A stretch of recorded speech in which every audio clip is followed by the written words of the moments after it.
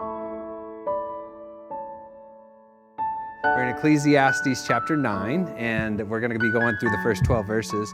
And it's been, as you've gone through it with us, a pessimistic book. It's a person, a teacher, Solomon, who is looking at the world in a different light. He's seeing the world from an under-the-sun perspective, describing life from ground level, only the physical things that he can see, touch, taste, hear, smell, experience, and he witnesses. You see him say that a lot throughout the book. I have seen another thing under the sun, and then he'll go on to explain it. It's somebody who takes this humanistic or agnostic approach to life and says, in the end, it's all meaningless, but he's not using the word meaningless like we use it today. The better word may be fleeting. The idea is that things have meaning in the moment, but that meaning, that value won't transcend your death. After you die, it's all over anyways. That's the view that the teacher has been talking about as he's described life as meaningless. And in that, I've decided to go ahead and try some Christmas sermons on Ecclesiastes, a book that seems like it's ultimately fleeting. It's a pessimistic book. So how do we find hope in such a pessimistic book? And I thought maybe the first way that we might begin to find hope in a book like this is to understand what hope is. How many of you guys know this would be the first week of Advent, right? I know that some of you do. And the first week, we look at hope, right? That's one thing that the traditional church will look at is hope. And the reason for that hope is, well, Advent means coming or arrival. And they're not only anticipating the second coming of Christ, but celebrating the first coming, right? And we have hope in that. And hope, believe it or not, is related to waiting. In fact, the Hebrew word for hope is also the word that can be translated as waiting, right? It's the same word, but it means to wait expectantly for something that you're sure is going to come, but you just don't know how. Like Ed looking forward to the day shift, but there's no circumstance that says this is coming. Or me in January, as we hoped for our kids, we waited for children, and all the circumstances around us told us, well, you can't have children, but we hoped for children, and God, made our hope something that now we have children. Maybe a good story that might remind us of what hope is Noah in the ark. You guys are getting ready to go through Genesis. You'll run into Noah and the flood, and he's in the ark. And after the flood waters recede, for 150 days, Noah is in that ark waiting. And I'm just thinking, he's waiting and hoping that maybe he's going to be able to stop, having to feed the lions so much, or waiting that he's going to be able to stop, cleaning out the stalls for the zebras. I'm not sure exactly what, he's floating atop the water, hoping that the water will eventually recede and he'll be able to leave the ark and step back onto dry ground. And so several times he sent out a raven to go and find something. But once the raven found a carcass, it didn't come back, right? It's gone. So now he sends out a dove and he waits. That same word, you could say that Noah hoped for 7 days, and then he sent out a dove. And hoping that when the dove would come back, it would show some evidence that there would be dry ground. And that happened 3 times. Noah sent it out, waited, sent it out, waited, sent it out. And on the 3rd time, his hope was realized. That dove came back with an olive branch in its beak.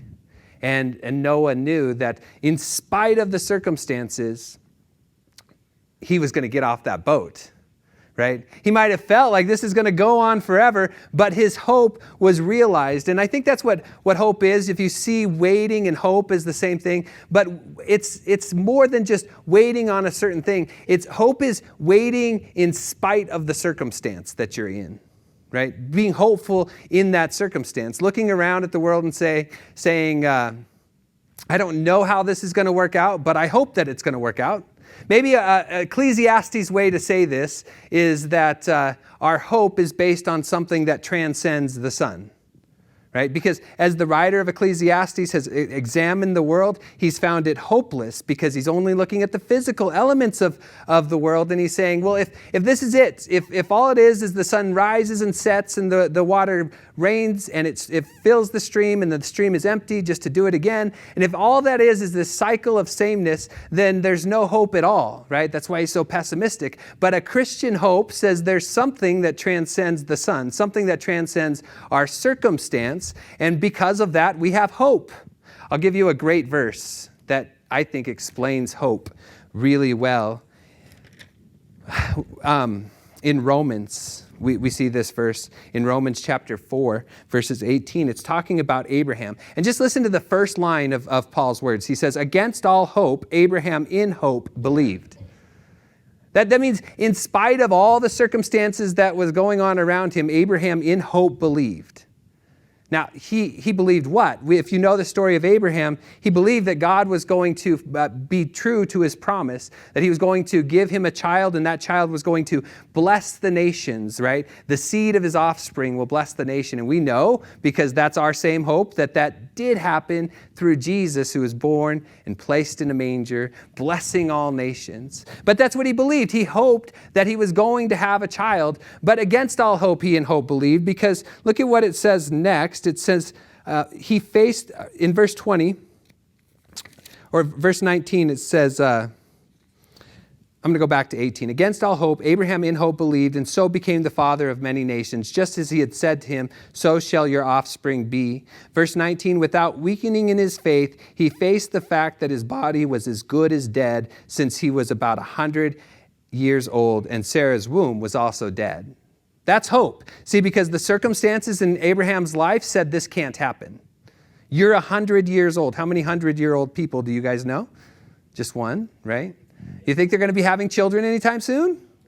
No. Velma's very happy in her senior center, right? That doesn't make sense. And besides that, Sarah, her womb was closed. But against all hope, Abraham in hope believed. He looked past the circumstance and said God is going to be true to his promise. And so this is what happens in verse 20. It says, yet he did not waver through unbelief regarding the promise of God, but was strengthened in his faith and gave glory to God, being fully persuaded that God had the power to do what he had promised. That's hope. If you're wondering what hope is believing that God is going to follow through with his promises, even though the circumstances in life don't look like it. That's hope. It's a little bit different than optimism, right?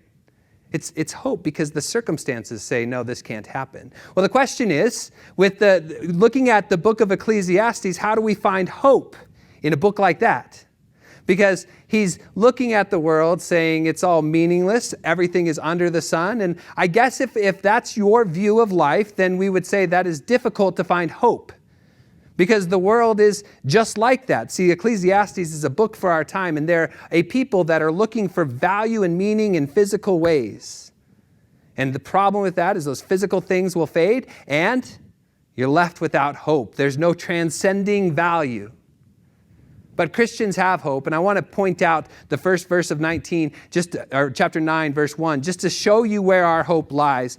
The teacher says this, so I reflected on this and concluded that the righteous and the wise and what they do are in God's hands. But no one knows whether love or hate awaits them. So if you're looking for a place to ground your hope, the righteous and the wise are in the hands of God.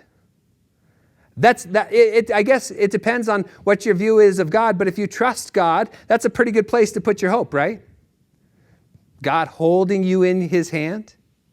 He'll never leave you nor forsake you, right? It talks about God's sovereignty because the righteous and the wise are in the hands of God. And I want to begin just by pointing out that is where Christian hope lies.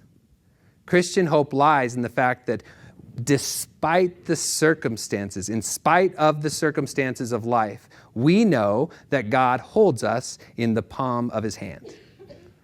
And that'll lead to so many more things, like a hope in eternity, a hope in resurrection, a hope in new life. But it begins by first seeing that God holds you in the palm of his hand. Now, for the teacher of Ecclesiastes, that might be difficult because he has a view of God that says he should be respected, but doesn't know what happens after life. He talks about things like that. And so he does say, but no one knows whether love or hate awaits them. And we have to kind of question. There are some who believe that it's impossible to know whether God loves or hates us. And that's not true. That's not at all what the writer of Ecclesiastes is saying. What he's saying is that although we're in the hands of God, we don't know what awaits us in life. Will we be accepted by others? Will we be rejected by others? In fact, love and hate language in the Bible is typically like a Hebrew hyperbolic speech, which talks about God's choice of one and a rejection of the other, like Jacob I loved and Esau I hated. And so that's going to bring me to my first point. Every person shares a common fate, but Christian hope rests in God. Everyone shares a common fate, but Christian hope rests in God. See, that's the point. The righteous and the wise, they and all that they do are in the hands of God, but no one knows whether love or hate awaits them. Let's keep reading just to see the way that he talks about this. He says, all share the common destiny, the righteous and the wise, the good and the bad, the clean and the unclean, all who offer sacrifices and those who do not. As it is with the good, so it is with the sinful. As it is with those who take oaths, so it is with those who are afraid to take them. This is the evil in everything that happens under the sun. The same destiny overtakes all. Their hearts of the people, moreover, are full of evil, and there is madness in their hearts while they live. And afterward, they join the dead. That's, I guess, your perspective on life is going to dictate whether or not you find that verse hopeful. Because if you don't have a foundation of trust in God, then the common destiny that death awaits everyone is not a reason for hope, it's a reason for fear, isn't it? Shouldn't there be a lot of people that are deathly afraid of what happens after life because they don't know the God that controls it? Yet Christian hope, where's it based? In the hands of God. We believe that God has brought life. We believe that although we all might die, Christ is the first fruits of the resurrection, right? So we have a reason to hope. But notice that this same destiny happens to all people. Going back to verse 2, it's a common destiny. It's a common fate. And there are two categories. The first one is the righteous and the wicked and the good and the bad. That describes a manner in life in which you live. Right? Your ethics and how you deal with those people around you. Are you in good standing with others, or are you wicked? Are you good, or are you bad? How do you live in this world? Are you a good person, or are you a bad person? According to the book of Ecclesiastes, it doesn't matter because you all share a common fate. The second set and the second group talk about your religious practices, right? Are you clean or are you unclean? Do you offer sacrifices or do you not offer sacrifices? See, the two categories describe a type of person that either lives a wicked life or lives a righteous life. They both share a common destiny. Death awaits them. And a person who does try to live righteously before God, they offer sacrifices, they try to keep themselves pure. And then the person who does not live righteously before God, and guess what? They all share a common destiny. Because death waits for everyone. As it is with one, so it is with the other. And I guess the question is when you look at that common fate in life, do you see it as a reason for hope or a reason for frustration? To be angry? To wonder, why do these things happen to me? I guess the point that I want to make is that as long as you're still living, well, you have time. You have a reason for hope. But once death happens, I guess God honors your choice. Look at what it says in verse 6. Actually, I'm going to go back to verse 4. Anyone who is among the living has this hope.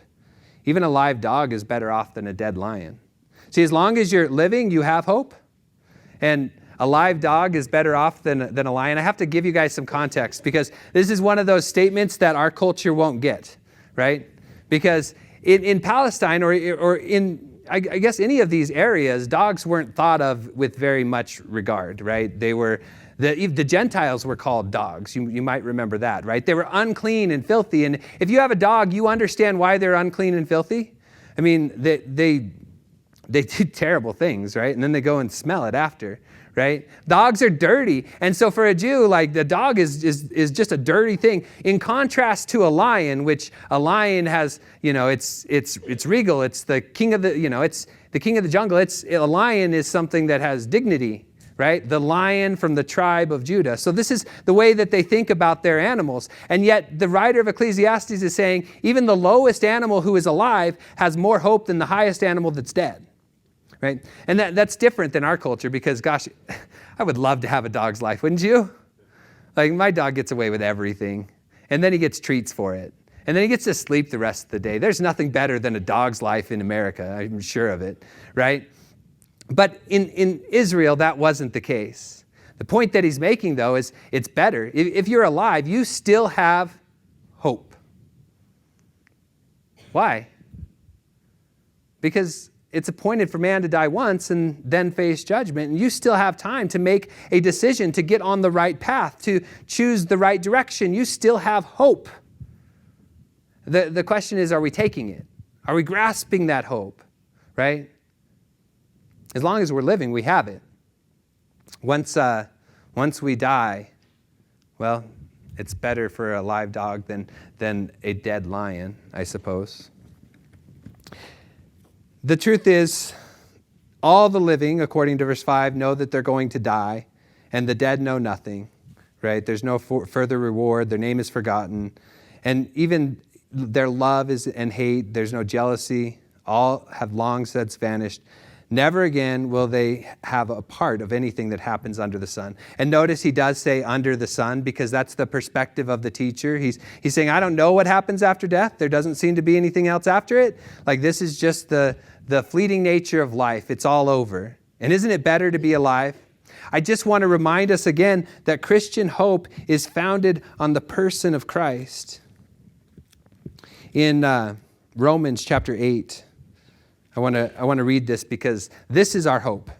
Romans chapter 8, I think I started in verse 20, and this is what it says. For the creation was subjected to frustration, not by its own choice, but by the will of the one who subjected it, in hope that the creation itself will be liberated from the bondage and decay and brought into the freedom and the glory of the children of God. We know that the whole creation has been groaning as in pains of childbirth right up to the present time. Not only so, but we ourselves who have the first fruits of the Spirit groan inwardly as we wait eagerly for the adoption to sonship, the redemption of our bodies. See how we're waiting? We're hoping for one day that we'll be able to be redeemed.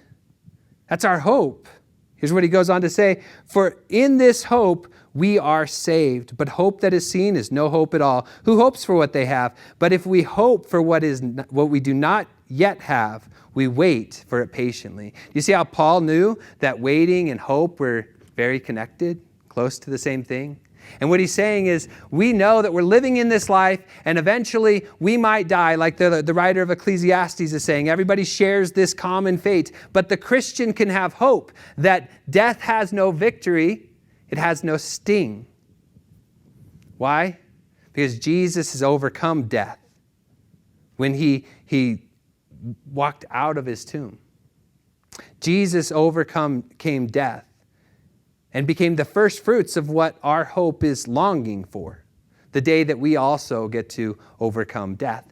My second point is Christian hope gives reason for the joy in every circumstance. So the question becomes, if this is the common fate of everyone's going to die. Those who view life from only an under the sun perspective have no basis for hope. But those who see life under the sun, Jesus, have a reason to hope because our lives are in the hands of God. How are we supposed to live in the meantime?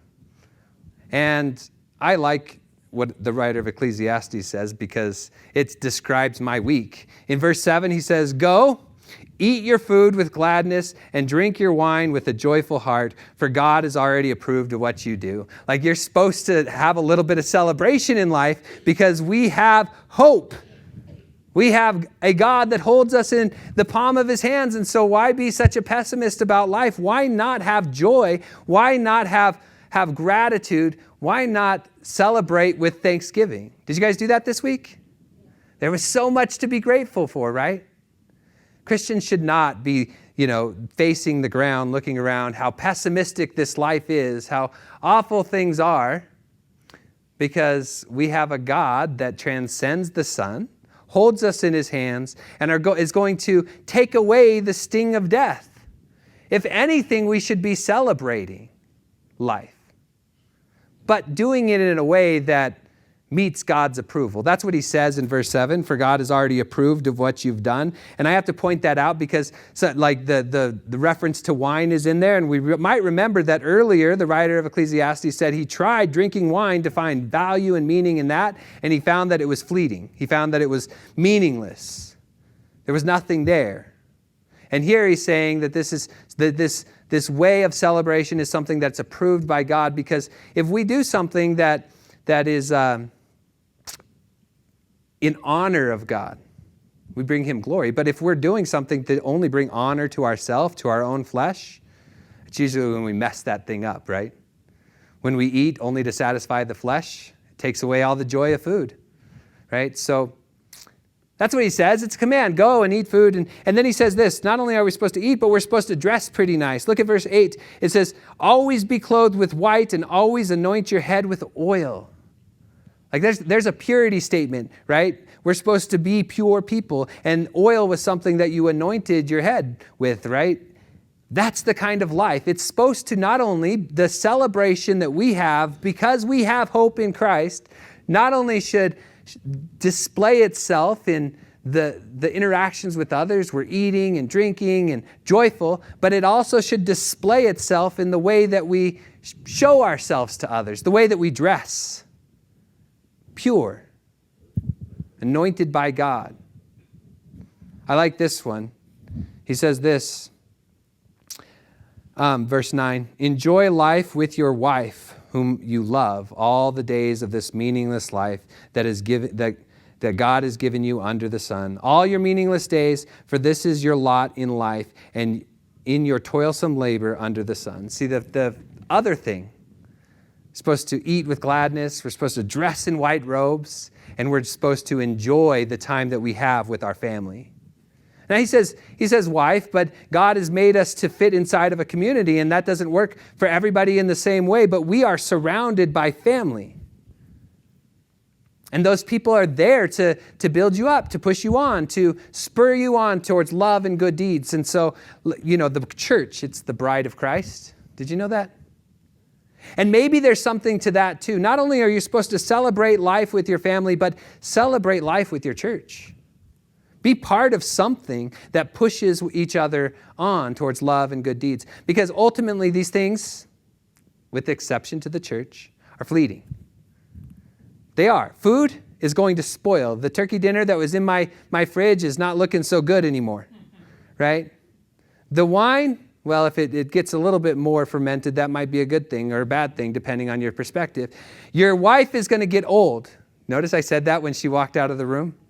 Your wife is going to get old. Your children are going to grow up, and they're not going to need you anymore, right? I've got a 21-year-old back there that he doesn't need anything from me anymore. I don't even know what to get him for Christmas. These things are fleeting. They're gonna pass. But what can we put our foundation upon that isn't fleeting? Jesus. And it's the fact that he holds us in the palm of his hands. And that is a reason for hope. That is a reason to celebrate. That's a reason to eat and to drink and to dress in all white and anoint your head with oil and to spend time with your family. And it's a reason to work really hard during the days that you have, because these days are fleeting. Look what he says in verse 10. Whatever your lot in life and in your toilsome labor under the sun, whatever your hands find to do, do it with all your might. For in the realm of the dead, where you are going, there is neither working or planning or knowledge or wisdom. Now, again, he's viewing life under the sun. He doesn't know what happens after death. But from a physical perspective, when people die, they just there's nothing. So, what are you supposed to do? You're supposed to work hard. Whatever your hands find to do it with all your might. Right? It's a vigor for life that we should be going after. Doing the best we can with what we got, because right now is the day of salvation. Are you grabbing it? Like that's the point. Do what you can, the best you can, because you only have a moment. This life, to use something from James, is just a vapor that's here for a second, and then it is gone, it's passing, it's fleeting, it's meaningless. Can you grab on to a hope that transcends it? Can you hold on to something that although the circumstances around you say this isn't possible, can you hold on to a hope that says God makes all things possible? That's hope, by the way. My last point is in verses 11 and 12, and it's that human ability does not equal success, but our hope is in God. So human ability does not equal success, but our hope is in God. And it's this idea that you could try to prepare yourself to figure it out. You can try to do what it takes to be successful, but success is not in your hands. There's time and chance that take a part in everything, but ultimately our lives are in the hands of God, right? He's the one that's in control. And so he says this, I have seen something else under the sun. That's verse 11. I have seen something else under the sun. The race is not to the swift, or the battle to the strong, nor does food come to the wise, or wealth to the brilliant, or the favor to the learned, but time and chance happen to them all. That shouldn't make sense to us, right? Have you guys ever gone to a track meet? Maybe, right? You watch, the race is supposed to go to the fastest runner, the one that works the hardest. That's how life is supposed to work out, but sometimes the race does not go to the swift. Sometimes the battle is not in the hands of the strongest person, right? Here's a good story for that. You know David and Goliath? Have you heard of them? Yeah, of course you have. You know that David shouldn't have won the battle. David was short and stubby, and he had a sling and a stone, but he also knew his life rested in the hands of God. And Goliath was tall, big. He had all the right armor. He was trained in battle. Logically, physically, from an under the sun perspective, David shouldn't have won that fight. But David said, how dare you taunt the armies of the living God? And the battle did not go to the strongest person on the field that day. Because control is in the hands of God. It's in his hands that we place our hope. And so, the idea is human ability doesn't always equal success. We have a world full of people that are trying to figure it out on their own, and they're finding themselves to be without hope. Understand first that your life is in the hands of God. Here's what he says next, verse 12. Moreover, no one knows when the hour will come. You don't know when you're going to die. As fish are caught in a cruel net, and birds are taken in a snare, so people are trapped by evil times that fall unexpectedly upon them. So you don't know the hour or the time? Doesn't it sound like something Jesus talks about? You don't know the hour or the time. Like the fish is just swimming up the stream or in the lake, and then there goes the net, and its life is over. It had no idea that was happening. The bird didn't know that it was flying into a snare, but there it is. Maybe Jesus is something more like this. He says, the owner of the house has no idea when the thief is coming, right? He doesn't know. But he can wait expectantly. But ultimately, success is in the hands of God. I want to read Matthew 24 because that's where I'm going to end. And in 24, verse 42, it says this, therefore keep watch, because you do not know on what day the Lord will come. But understand this, if the owner of the house had known at what time of night the thief was coming, he would have kept watch and would not have let the house be broken into. So you must also be ready, because the Son of Man will come at an hour when you do not expect him. And that's hope. We're looking forward, right, to the coming of Christ. I think of Jesus in his first coming. They weren't prepared. They weren't expecting. And here comes Jesus, born and placed in a manger. And the message goes out to shepherds. The people had no idea who he was, but the angels were singing. Jesus still came. And what he's saying here is that he's coming again. And you don't know the time or the hour, but be expectant, be waiting, be hopeful. Because this same Jesus who you saw go up will also come down. And that's the hope of Christmas, right? The baby placed in a manger is going, who was raised up on the cross, lifted up on the cross, is going to return in the clouds. Are you ready for it? Are you hoping for it? We're going to